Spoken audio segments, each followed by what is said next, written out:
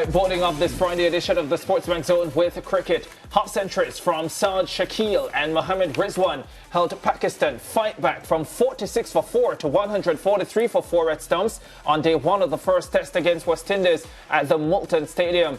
Now, fog caused the starter play to be delayed for 3.5 hours without a ball being bowled in the first session. However, at 1:30 p.m. local time,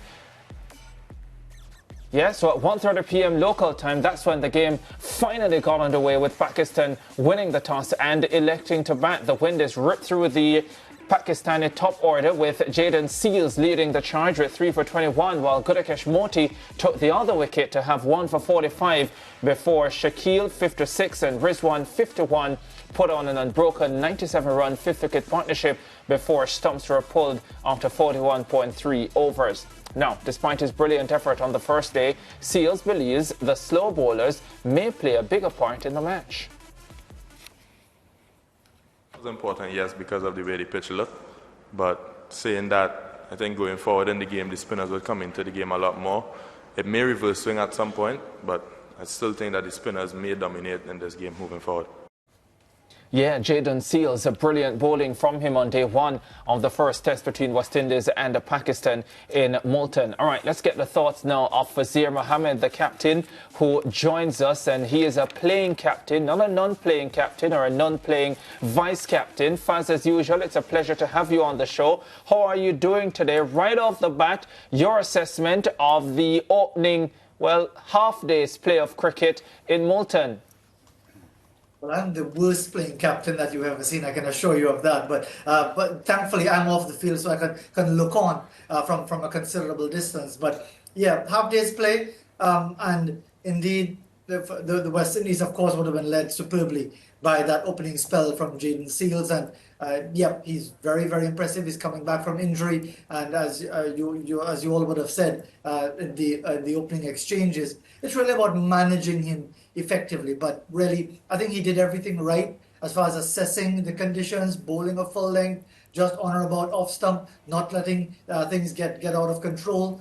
Yes, there would be concern about the 9-over spell that he bowled, and whether or not that will be putting an immediate strain on his still very young body. But when you get wickets, I'm sure you would have that energy to continue. It's just about managing it effectively. But again, credit to Pakistan's middle order, Saad Shakil and Mohammad Rizwan. Shakil already averages 50 in Test cricket from 13 matches. Rizwan averaging over 40. He's very accomplished, very pugnacious, very busy type of player. And they coped well against that threat of the 3 West Indies spinners. So at the end of the day, you might almost say that Pakistan now have a slight advantage given the anticipation of the spinners having a greater say, as Jayden Seales himself mentioned. Yeah, I want to get your opinion, fans, on how Craig Brathwaite utilised the bowlers on this first day. And I know Brathwaite has come in for a lot of criticism from the fans. And I asked that question specifically because the 9-over spell from Jayden Seales, that being one, Gudakesh Moti bowling more than 10 overs on the trot as well, even though you had 2 other spinners in Warrican and Kevin Sinclair. If memory serves me right, I don't think Warrican bowled at all in the first session. It was only in the second session, eventually bowling none for 32 from his 7. Didn't bowl well, but it took a long time for him to come into the attack. Your assessment of how the bowlers were rotated by the captain on day one?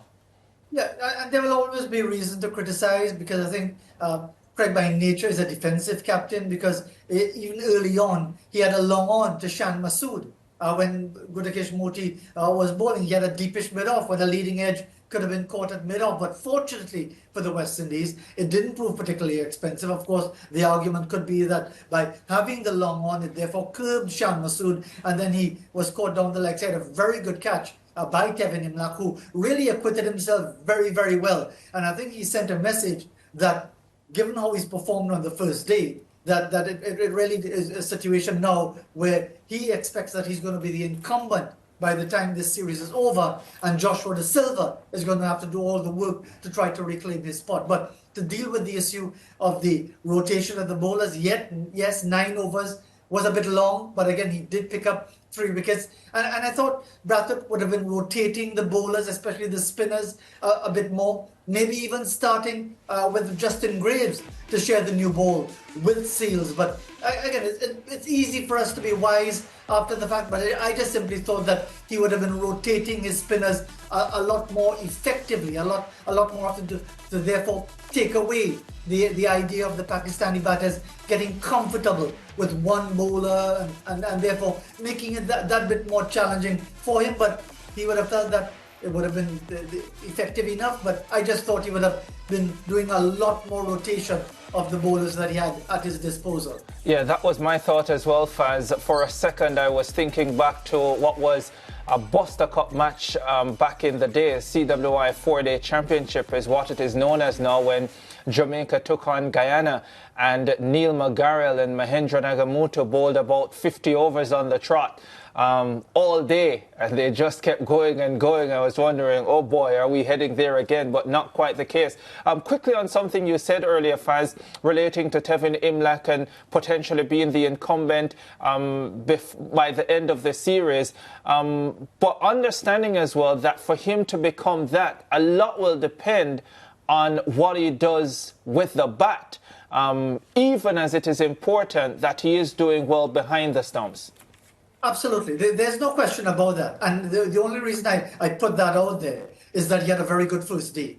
I mean, that catch down the leg side, I think any keeper would delight in that, because there's that blind spot when the ball goes across the bat and you can't see it. So therefore, those 3 catches early on would have eased the nerves, and he acquitted himself quite well. And as you said quite correctly, let's see how he copes with the bat. But therefore, I think what it sent the message, and I think it's a good message, that there is competition for places. At least there's some measure of competition, which is good, because it's going to push Joshua De Silva. Who knows, as you said correctly, if Imlach has a double failure, plays poor shots, he could lose a spot for the second test. But if he does well enough and scores a few runs, and in fact gets more than 50 odd, you would automatically think that he'll play the second test, and therefore he would be the incumbent by the next series against Australia in July, which is some distance away. So there'll be work to do for Joshua De Silva. That's the only reason I brought it up in that context. But you're right.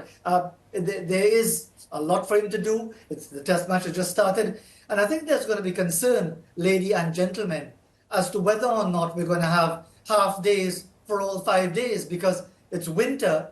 There could be the thick fog once again every morning, because there are 2 rivers close by, from what I understand. And because it's winter as well, they can hardly play beyond 4:45, 4:50. So we could be facing a situation where it's effectively half of a test match rather than a full test match because of the weather conditions. Yeah, something to really take into consideration. And Faz, based on what we saw with the late start and everything today, did you see it affect any of the teams in any way possible? Not really, because I think they were mindful of the conditions, because remember, they would have been in Multan for a couple of days. They would be aware of the weather conditions. We see that often in Pakistan. People often ask the question, why would you play cricket in winter time?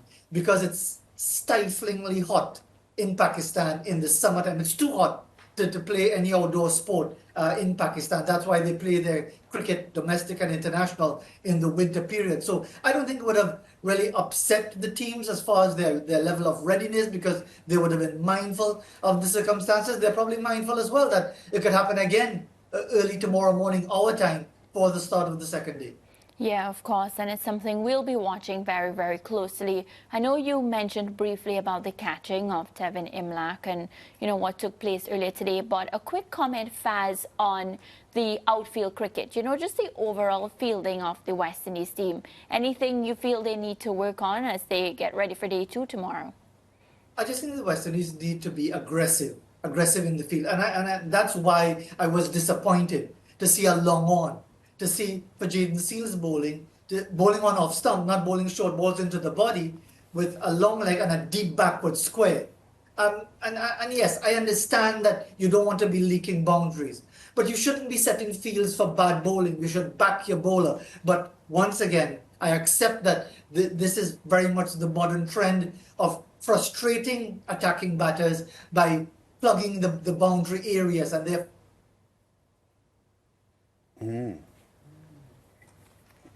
Yeah, pretty customary now that we lose Faz at some point in his presentation, but I'm pretty certain we'll get back to him soon. I saw Ricardo, a smile on Fazir's face when you were talking about back in the day and Neil McGarrell and Mahindra Nagamutu. Yeah. And I was going to suggest that Faz was smiling because your back in the day is not the same as his back in the day. So I'm not sure if he could relate 100% to your back in the day comment about Neil McGarrell and Mahindra Nagamutu. Faz, I understand you're back with us. Yeah, yes, I'm back with us, and wherever I'm located, there seems to be this glitcher every so often. So I do apologize for that. But yes, I really was surprised when he mentioned Buster Cup. I said, okay, we're going a little way back, but my way back takes us to Shell Shield. And if you're talking about bowling all day, you could almost talk about Ramadan and Valentine, 1997, which is even before my time.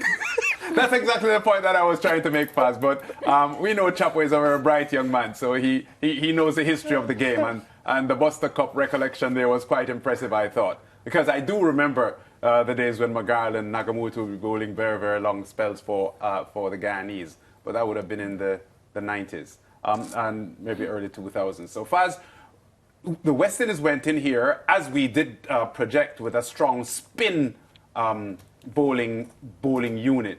Only one of the spinners got a wicket last night in Moti, but Sinclair and Warrican had no wickets. But it was the opening day of the Test match, so we would expect that things will work better for them as this match goes on, as it will for the Pakistan spinners as well. And that's the concern, Lance, because they are familiar with these conditions. They beat England in these conditions not so long ago.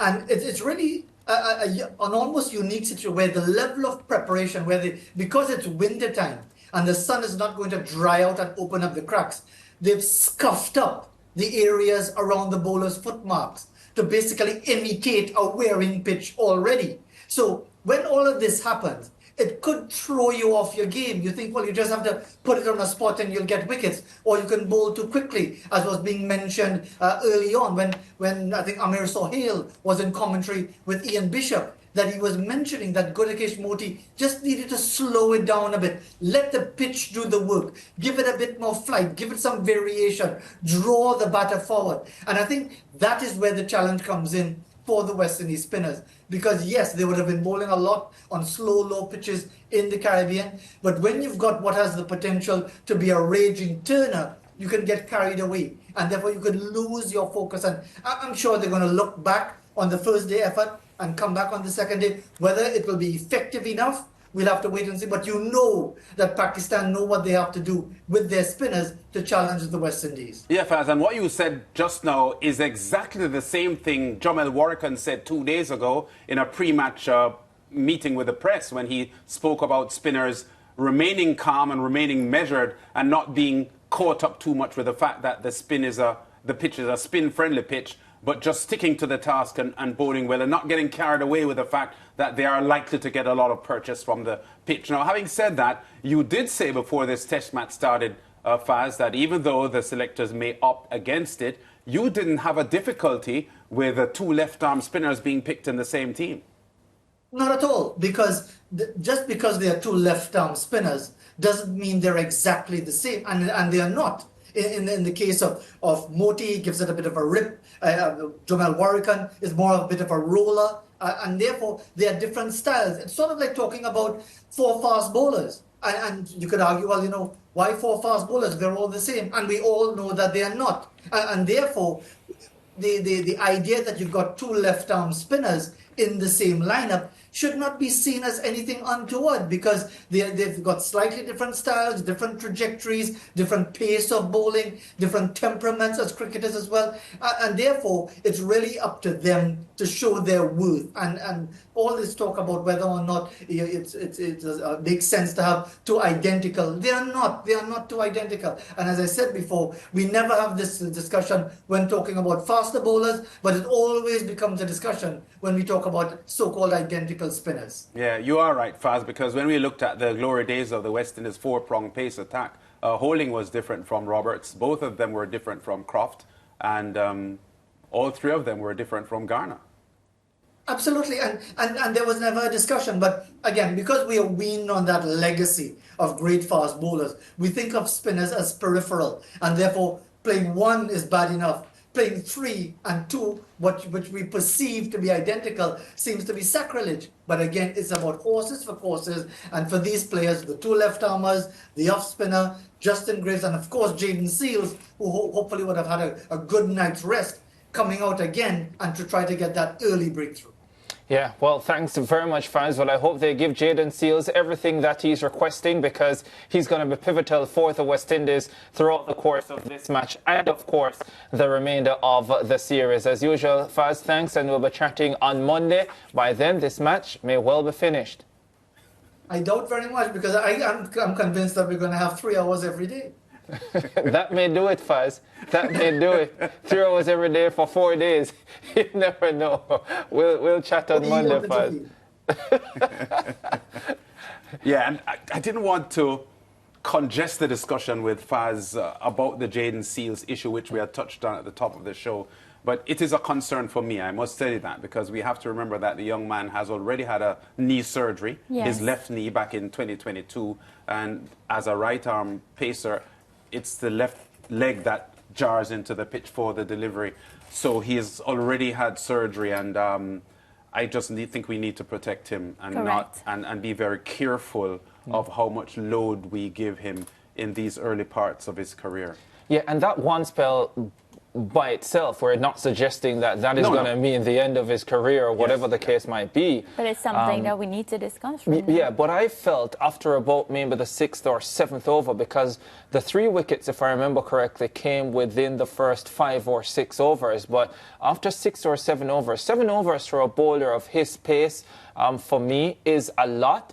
And I felt that given the fact that you had the 3 spinners, it was an opportunity to rotate the bowling and maybe even bring Jaden Seals back for a shorter spell at the back end of the session before they went to the tea break, as it was at that stage of the contest. So for me, he could have bowled 9 overs in the session and I would have been fine. But 5 at the top, 4 at the back end, or 6 at the top, 3 at the back end, whatever the case might be, I think would have been better for him and maybe even for the team as well. Having said that, he handled it well, but can he do that consistently for back-to-back test matches, or should he do that consistently for back-to-back test matches? I don't think so. Yeah, our producer was just telling me in my ears here, Ricardo, that as a former fast bowler yourself, it sounds as if you're speaking from experience. That seven overs on a trot is a bit much. Even though you bowled at about 40 miles per hour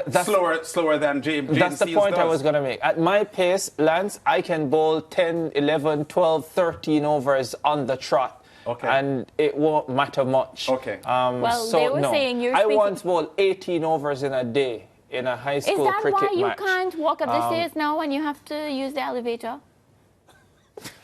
No, I'm just asking. So, are you talking about it from experience, and are you just making sure? It's a good time to take a break. Mariah, when you walk up the stairs, I'll walk up behind you. All right. I'm in flats today. We can do that. Break time.